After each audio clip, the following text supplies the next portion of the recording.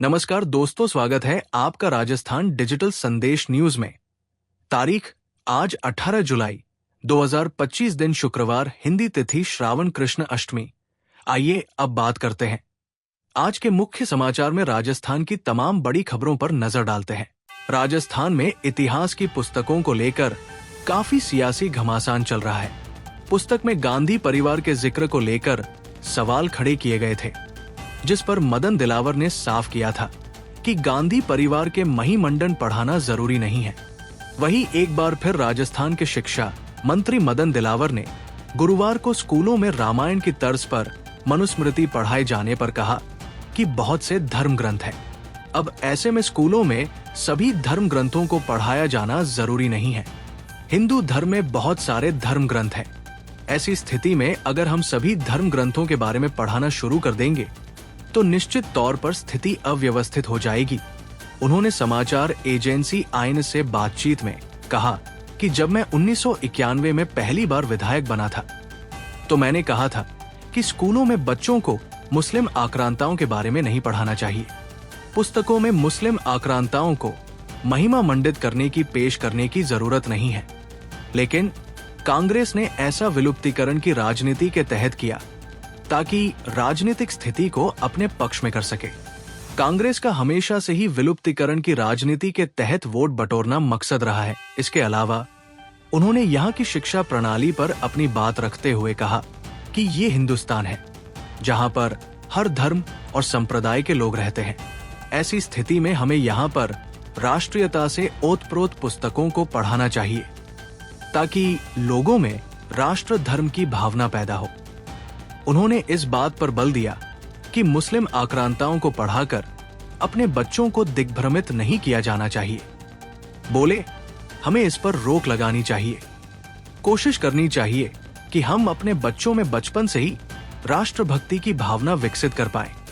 तभी वो आगे चलकर राष्ट्र निर्माण की दिशा में अपना अमूल्य योगदान दे पाएंगे।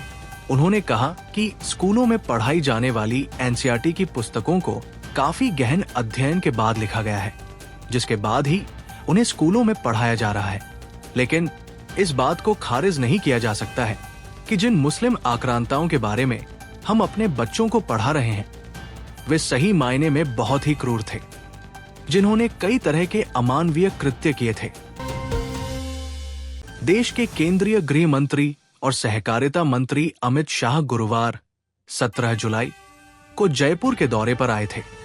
यहाँ एक कार्यक्रम में शिरकत करते हुए उन्होंने अपने संबोधन में कई बड़ी बातें कही हैं। केंद्रीय गृह मंत्री अमित शाह ने एक बयान में यहाँ कहा कि दुनिया को अब स्पष्ट संदेश मिल चुका है कि किसी को भी भारत, उसकी सीमाओं या उसकी सेनाओं से विश्वासघात नहीं करना चाहिए और जो ऐसा करेंगे उनको परिणाम भुगतने होंगे। शाह ने पहलगाम आतंकी हमले के बाद पाकिस्तान में आतंकी शिविरों को नष्ट करने के लिए चलाए गए ऑपरेशन सिंदूर का संदर्भ देते हुए कहा, प्रधानमंत्री नरेंद्र मोदी ने देश को सुरक्षित करने का सबसे बड़ा कार्य किया है। कांग्रेस के शासनकाल में देश में लगभग हर दिन आतंकी हमले होते थे। उन्होंने आगे कहा कि अब ऐसा नहीं है। उन्होंने कहा, पहले उरी में हमला हुआ तो मोदी ने सर्जिकल स्ट्राइक की, पुलवामा में हमला हुआ तो एयर स्ट्राइक की और पहलगाम में आतंकियों ने हमला किया तो ऑपरेशन सिंदूर चलाया तथा पाकिस्तान में जाकर आतंकवादियों के परखच्चे उड़ा दिए और एक मजबूत संदेश पूरी दुनिया को दिया है कि भारत के नागरिक, भारत की सेना और भारत की सीमा, इसके साथ छेड़खानी नहीं करना चाहिए वरना नतीजे भुगतने पड़ेंगे। उन्होंने कहा, मोदी जी ने ये संदेश देकर एक समृद्ध, सुरक्षित और विकसित भारत के स्वप्न को सच्चाई में बदलने का, जमीन पर उतारने का काम किया है। गृह मंत्रालय के साथ साथ सहकारिता मंत्रालय की जिम्मेदारी भी संभाल रहे शाह अंतर्राष्ट्रीय सहकारिता वर्ष 2025 के अवसर पर जयपुर के दादिया गांव में सहकार एवं रोजगार उत्सव को संबोधित कर रहे थे। उन्होंने कहा कि आगामी 100 वर्ष सहकारिता के हैं। उन्होंने कहा कि देश के हर गांव, गरीब और किसान तक सहकारी आंदोलन को पहुंचाने के उद्देश्य से केंद्र सरकार ने एक स्वतंत्र सहकारिता मंत्रालय की स्थापना की है। राजस्थान सरकार में कैबिनेट मंत्री किरोड़ी लाल मीणा ने प्रधानमंत्री धन धान्य कृषि योजना को ऐतिहासिक बताया। उन्होंने इसे किसानों के कल्याण के लिए दूरदर्शी निर्णय कहा। कैबिनेट मंत्री ने कहा कि केंद्र सरकार की कुछ स्कीम है जिससे किसानों को काफी लाभ होगा। सरकार किसानों को कर्ज देने की व्यवस्था को भी आसान बना रही है। साथ ही सब्सिडी की प्रक्रिया के सरलीकरण पर कहा कि प्रधानमंत्री धन धान्य कृषि योजना किसानों के हित में है, इससे काफी लाभ होगा। उन्होंने कहा कि पीएम मोदी की हमेशा इच्छा रही है कि देश का किसान खुशहाल रहे। किरोड़ी लाल मीणा ने कहा कि उसी दृष्टि से हम 3 कृषि कानून लाए थे। हम किसानों को समझाने में विफल रहे। इन कानूनों का सीधा मकसद किसानों की आय दोगुना करना था। हालांकि इसके बाद भी पीएम मोदी लगातार किसानों के हित के बारे में सोचते रहे हैं।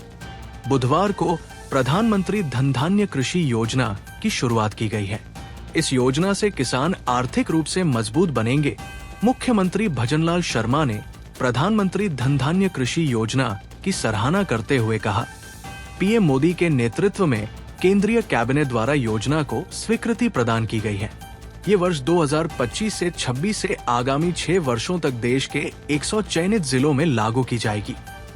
ये महत्वाकांक्षी योजना किसानों की आय में सतत वृद्धि, आधुनिक कृषि तकनीकों को बढ़ावा देने और किसानों के लिए दीर्घकालिक एवं अल्पकालिक ऋण उपलब्धता सुगम बनाने की दिशा में ऐतिहासिक कदम है। राजस्थान में अजमेर जयपुर हाईवे पर एक भीषण सड़क हादसे में 4 युवकों की मौत हो गई है। हादसा इतना भयावह था कि 3 युवकों की मौत मौके पर ही घटना के बाद हो गई, जबकि एक युवक की मौत इलाज के दौरान हुई। साथ ही एक व्यक्ति गंभीर रूप से घायल है। बताया जा रहा है कि कार सवार श्रद्धालु सांवलिया सेत के दर्शन करने के लिए जा रहे थे। ये घटना हाईवे पर बुधवार 16 जुलाई देर रात हुई है। बताया जा रहा है कि जिन युवकों की मौत हुई है वो सभी एक ही गांव के रहने वाले थे। अजमेर से ब्यावर की तरफ जा रही कार अनियंत्रित होकर डिवाइडर को पार कर गई।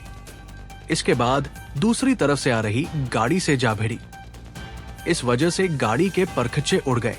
जानकारी के मुताबिक मृतकों में सूरज, कमलेश, बजरंग और प्रेमचंद शामिल है, जबकि विमलेश नाम का युवक बुरी तरह घायल है, जिसका इलाज अस्पताल में चल रहा है।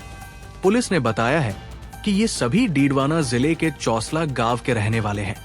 पुलिस ने जानकारी दी कि रात्रि गश्त के दौरान थाने से लामाना कट के पास कार का एक्सीडेंट होने की सूचना दी गई थी। जब मौके पर पहुंचे तो वहां वैगनार कार पलटी हुई मिली, जबकि मौके पर 2 लोग बुरी तरह घायल और 3 लोगों की मौत हो गई थी। घायल का फौरन जेएलएन अस्पताल लाया गया, जहां एक और युवक की मौत हो गई। राजस्थान के सीकर जिले में एक स्कूली छात्रा की अचानक हुई मौत ने सबको हैरान कर दिया है। सीकर के दांता रामगढ़ में एक स्कूल में मंगलवार 15 जुलाई को 4th क्लास में पढ़ने वाली 9 साल की एक बच्ची प्राची कुमावत क्लास में ही टिफिन खोलते समय बेहोश हो गई। बाद में उसे इलाज के लिए अस्पताल ले जाया गया, लेकिन उसकी मौत हो गई। पहले बच्ची को स्थानीय दांता हॉस्पिटल में ले जाया गया और वहां के डॉक्टर ने बताया कि बच्ची के दिल में धड़कन नहीं थी। इसके बाद उसे एम्बुलेंस से सीकर हॉस्पिटल ले जाया गया, जहां डॉक्टरों ने जांच के बाद उसे मृत घोषित कर दिया। डॉक्टरों का कहना है कि ऐसा लगता है कि बच्ची को दिल का दौरा पड़ा था। इस घटना के बाद ये सवाल पूछा जा रहा है कि क्या छोटे बच्चों को भी दिल का दौरा पड़ सकता है? हार्ट अटैक आज के दौर में एक बहुत सामान्य बात हो चुकी है, लेकिन बच्चों को दिल की बीमारी या हार्ट अटैक होने के बारे में कम ही सुना जाता है। राजस्थान में इसी वर्ष मार्च में कोटपुतली में 13 साल के एक बच्चे की अचानक मौत हो गई थी, जब वो दोस्तों के साथ खेलकर वापस घर लौट रहा था। उस मामले में भी उसे हार्ट अटैक होने की आशंका जताई गई थी। ब्रिटेन की स्वास्थ्य सेवा एनएचएस का कहना है कि कई लोगों में दिल की बीमारी जन्मजात हो सकती है। इससे उनका दिल सामान्य तरह से काम नहीं कर पाता। ब्रिटेन में ये बहुत सामान्य है और वहां हर 100 में से एक बच्चे को दिल की जन्मजात बीमारी पाई जाती है। ऐसा क्यों होता है? इसका कोई निश्चित कारण अभी तक नहीं ढूंढा जा सका है, लेकिन ये कई वजहों से हो सकता है। इनमें कई बार गर्भावस्था में ही अल्ट्रासाउंड जांच के दौरान बच्चे में दिल की बीमारी का पता चल सकता है। जन्मजात दिल की बीमारी होने से कई तरह की स्वास्थ्य समस्याएं हो सकती है, लेकिन इससे अचानक कार्डियक अरेस्ट भी हो सकता है और जान जा सकती है। हालांकि इसका खतरा बहुत कम होता है। बच्चों में इसका पता चल जाने के बाद दिल की जन्मजात बीमारी का कई तरह से इलाज भी किया जाता है। कई लोगों में दिल में सुराग जैसी समस्याएं होती हैं, जो बहुत गंभीर नहीं होती और अक्सर इनमें इलाज की भी आवश्यकता नहीं होती, क्योंकि वो अपने आप ठीक हो सकती है और आगे चलकर कोई गंभीर समस्या नहीं होती। राजस्थान के डूंगरपुर जिले में एक दिल दहला देने वाली घटना हुई है, जहां एक कलयुगी मां ने माता और संतान के पवित्र रिश्ते को शर्मसार कर दिया है। कहा जाता है कि मां अपनी संतान के लिए पूरे विश्व से लड़ जाती है, लेकिन जिले मोकरवाड़ा गांव में एक मां ने अपने 2 मासूम बच्चों को कुएं में फेंक दिया। इस घटना ने पूरे इलाके में सनसनी फैला दी है। पुलिस और एसडीआरएफ की टीम ने कड़ी मशक्कत के बाद एक बच्ची का शव निकाला, जबकि दूसरे बच्चे की तलाश जारी है। जानकारी के अनुसार गुमानपुरा पंचायत के भुवेला गांव की रहने वाली वर्षा डामोर, पत्नी सुनील डामोर, गुरुवार दोपहर अपने 3 बच्चों, जिसमें 7 साल की उर्मिला, 4 साल के जीतू और 2 महीने की नवजात बेटी के साथ मोकरवाड़ा नदी के पास एक कुएं पर पहुंची। वहां उसने अपने 4 साल के बेटे जीतू और 2 महीने की बेटी को कुएं में फेंक दिया। जब वो अपनी सबसे बड़ी बेटी उर्मिला को भी कुएं में फेंकने लगी, तो उर्मिला ने मां का हाथ छुड़ाकर भाग निकली। मां ने उसका पीछा किया, लेकिन ग्रामीणों को इसकी भनक लग गई और उसे बचा लिया गया। घटना के बाद ग्रामीणों ने तुरंत इस घटना की जानकारी सरपंच को दी, जिन्होंने सदर थाना पुलिस को सूचित किया। पुलिस और एसडीआरएफ की टीम तुरंत मौके पर पहुंची और बच्चों की तलाश शुरू की। कई घंटों की मेहनत के बाद 2 महीने की बच्ची का शव कुएं से निकाला गया, लेकिन जीतू का अभी तक कोई सुराग नहीं मिला है। पुलिस की शुरुआती जांच में पता चला कि वर्षा की 2 महीने पहले डिलीवरी हुई थी, जिसके बाद से उसकी तबीयत खराब थी। टांके पकने और लगातार स्वास्थ्य समस्याओं के कारण वो मानसिक रूप से परेशान थी। संभवतः इसी वजह से उसने खुदकुशी का मन बनाया और अपने बच्चों को कुएं में फेंक दिया। पुलिस ने वर्षा को जिला अस्पताल में भर्ती करवाया है, जहां उसका इलाज चल रहा है। पुलिस और एसडीआरएफ की टीमें जीतू की तलाश में जुटी है। इस घटना ने पूरे गांव को झकझोर कर रख दिया है। लोग इस बात से हैरान हैं कि एक मां अपने मासूम बच्चों के साथ ऐसा कैसे कर सकती है। पुलिस मामले की गहराई से जांच कर रही है, ताकि इस दुखद घटना के पीछे का पूरा सच सामने आ सके।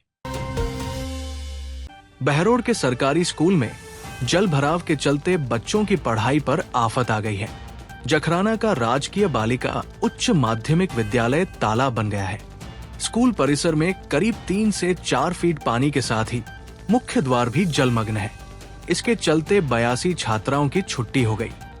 अक्सर बारिश के सीजन में यही शिकायत होती है। स्कूल के अध्यापक हवा सिंह यादव ने बताया कि जल भराव की समस्या हर साल बारिश में देखने को मिलती है। पिछले वर्ष भी विभाग और सरपंच को इस बारे में लिखित शिकायत दी गई थी, लेकिन कोई स्थायी समाधान नहीं हुआ। हर बार सिर्फ मौखिक आश्वासन मिलता है और हालात जस के तस बने रहते हैं। दरअसल 2 दिनों से रुक रुक कर हो रही बारिश के चलते ने स्कूल को तालाब में तब्दील कर दिया है। वहीं पढ़ाई पूरी तरह ठप हो गई है। इसी के चलते स्कूल के स्टाफ को मजबूरन बच्चों की छुट्टी करनी पड़ी। करीब 82 छात्राओं की पढ़ाई प्रभावित हुई है। बारिश से शौचालय तक डूब चुके हैं और कक्षाओं में रखा सामान भी खराब होने लगा है। इन सब के बीच बच्चों के परिवारों में चिंता का माहौल है, क्योंकि बच्चों को स्कूल आने के लिए भारी परेशानी का सामना करना पड़ता है। जल भराव के कारण अभिभावक भी अब बच्चों को स्कूल भेजने से कतरा रहे हैं। स्थानीय लोगों का कहना है कि स्कूल ही नहीं, बल्कि पूरा क्षेत्र जल भराव से जूझ रहा है। प्रशासन को कई बार अवगत कराने के बावजूद स्थिति वैसी की वैसी बनी हुई है। अगर जल्द समाधान नहीं हुआ तो आगामी दिनों में और भी ज्यादा छात्राएं स्कूल आने से वंचित हो सकती है। राजस्थान की राजनीति में एक नए विवाद ने जन्म ले लिया है। पूर्व मंत्री और 5 बार विधायक रह चुके सुरेंद्र व्यास ने अपनी हाल ही में प्रकाशित किताब एक विफल राजनीतिक यात्रा में बड़ा दावा किया है। व्यास ने अपनी किताब में सचिन पायलट के भविष्य पर सवाल उठाए हैं और कहा है कि यदि 2028 में पायलट मुख्यमंत्री पद के उम्मीदवार होकर भी टोंक से चुनाव लड़ते हैं तो उनकी हार तय है। उनका कहना है कि पायलट टोंक में मुस्लिम उम्मीदवार को आगे नहीं आने देना चाहते ताकि अपने गुर्जर वोट बैंक की सीटों को सुरक्षित रख सकें। किताब में आगे लिखा है, आम मुसलमान को टोंक में इस बात की ग्लानि है कि वो मजबूरी में बीजेपी को रोकने के लिए अपने समाज के हितों के खिलाफ एक गैर मुस्लिम प्रत्याशी को समर्थन देने के लिए मजबूर है। 2018 में वसुंधरा राजे ने एक बहुत सोची समझी रणनीति के तहत यूनुस खान को यहां से बीजेपी की ओर से चुनाव में खड़ा किया था, किंतु वो चुनाव नहीं जीत सके और बीजेपी में वसुंधरा का प्रभाव भी घट गया और यूनुस खान स्वयं भी उदासीन हो गए। सुरेंद्र व्यास की किताब में कई बड़े दावे किए गए हैं जिनमें राहुल गांधी, अशोक गहलोत, सचिन पायलट और अन्य पूर्व मुख्यमंत्रियों के बारे में तीखी टिप्पणियां की गई हैं। व्यास ने राहुल गांधी की विदेशों में जाकर भारत की संवैधानिक संस्थाओं को कमजोर और पक्षपाती बताने की प्रवृत्ति की आलोचना की है और इसे गैरजिम्मेदार और लोकतंत्र को नुकसान पहुंचाने वाला बताया है। व्यास ने 1998 में अपने निर्दलीय विधायक बनने के बाद गहलोत द्वारा उन्हें कांग्रेस में दोबारा शामिल होने से रोकने की कोशिशों का भी जिक्र किया है। उन्होंने बताया कि कैसे एआईसीसी की सहमति के बावजूद गहलोत ने पार्टी में वापसी रोकने के लिए कांग्रेस विधायक दल और जिला कांग्रेस अध्यक्ष से मंजूरी की शर्त डलवा दी। व्यास ने गहलोत पायलट विवाद पर भी चर्चा की है और कहा है कि पायलट का सरकार को अस्थिर करने का प्रयास गलत था, लेकिन उन्होंने भाषा में संयम बरता, जबकि गहलोत ने एक परिपक्व नेता होते हुए भी निकम्मानकारा जैसी भाषा का प्रयोग किया जो दुर्भाग्यपूर्ण था। इतना ही नहीं, व्यास ने इंदिरा गांधी की आपातकाल की घोषणा को पूरी तरह असंवैधानिक बताया है और कहा है कि उन्होंने बिना कैबिनेट की सहमति के आपातकाल लगाया और बाद में उसका अनुमोदन करवाया। उन्होंने सुप्रीम कोर्ट की भूमिका पर भी सवाल उठाए हैं और जस्टिस एचआर खन्ना की असहमति को लोकतंत्र के लिए मिसाल बताया है। अलग भील प्रदेश बनाने की मांग को लेकर आदिवासी समुदाय के लोग बृहस्पतिवार को बांसवाड़ा के मांगड़ धाम में एकत्रित हुए और सभा की ये कार्यक्रम भील प्रदेश मुक्ति मोर्चा और आदिवासी परिवार के बैनर तले आयोजित किया गया। इसका उद्देश्य राजस्थान, मध्य प्रदेश, गुजरात और महाराष्ट्र के कुछ जिलों को मिलाकर एक अलग भील प्रदेश बनाने की मांग पर जोर देना है। सभा को देखते हुए सुरक्षा के कड़े इंतजाम किए गए थे। आदिवासी परिवार के संस्थापक सदस्य कांतिलाल रोत ने कहा, भील प्रदेश की मांग कई साल से की जा रही है। हमने कई बार आंदोलन किए और आगे भी करते रहेंगे। उन्होंने बताया कि राजस्थान और अन्य राज्यों के लोगों ने राजस्थान मध्य प्रदेश सीमा पर बांसवाड़ा में स्थित मांगड़ धाम में आयोजित इस कार्यक्रम में भाग लिया। उल्लेखनीय है कि मंगलवार को बांसवाड़ा से भारत आदिवासी पार्टी बीएपी के सांसद राजकुमार रोत ने सोशल मीडिया पर भील प्रदेश का कथित नक्शा साझा किया। उन्होंने लोगों से बड़ी संख्या में रैली में शामिल होने का आह्वान भी किया। रोत ने सोशल मीडिया पर कहा था, भील प्रदेश की मांग आजादी के पहले से ही उठती आई है, क्योंकि यहाँ के लोगों की संस्कृति, भाषा, बोली और रीति रिवाज दूसरे प्रदेशों से अलग है और आदिवासी संस्कृति और सभ्यता को बचाने और उसके संरक्षण के लिए जरूरी है। इसके जवाब में भारतीय जनता पार्टी भाजपा के नेता राजेंद्र राठौड़ ने इस नक्शे की आलोचना करते हुए इसे असंवैधानिक और राज्य विरोधी कदम बताया।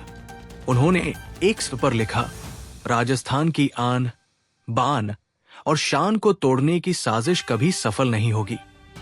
बांसवाड़ा डूंगरपुर लोकसभा क्षेत्र से सांसद राजकुमार रोत द्वारा जारी किया गया तथाकथित भील प्रदेश का नक्शा एक शर्मनाक और दुर्भाग्यपूर्ण राजनीतिक स्टंट है। ये न केवल गौरवशाली राजस्थान की एकता पर चोट है, बल्कि आदिवासी समाज के नाम पर भ्रम फैलाने और सस्ती लोकप्रियता पाने की कोशिश भी है। रोत ने इसके जवाब में लिखा, कि भारत के संविधान में नवीन राज्यों के निर्माण और पुनर्गठन के प्रावधानों का स्पष्ट उल्लेख है और स्वतंत्र भारत में विभिन्न आधार पर कई नए राज्यों का गठन हुआ है। उन्होंने कहा कि भील प्रदेश भी राज्य बनने के लिए भाषाई, सांस्कृतिक, भौगोलिक एकरूपता, संसाधनों का असमान वितरण एवं आर्थिक विकास की जरूरत जैसे विभिन्न मापदंड पूरे करता है। बहरौड़ में स्कूल बस को धक्का मारते हुए बच्चों का वीडियो सोशल मीडिया पर वायरल हो गया। ये बस क्षेत्र के यूनिक स्कूल की है। इस वीडियो के वायरल होने के बाद बच्चों की जान को खतरे में डालने को लेकर सोशल मीडिया पर यूजर्स का गुस्सा भी दिखा। कुछ दिन पहले भी बहरौड़ में एक ही दिन में स्कूल बस के 2 हादसों की खबर सामने आई थी। ऐसे में इस वीडियो के सामने आने के बाद स्कूल प्रबंधन की लापरवाही की बात कही जा रही है।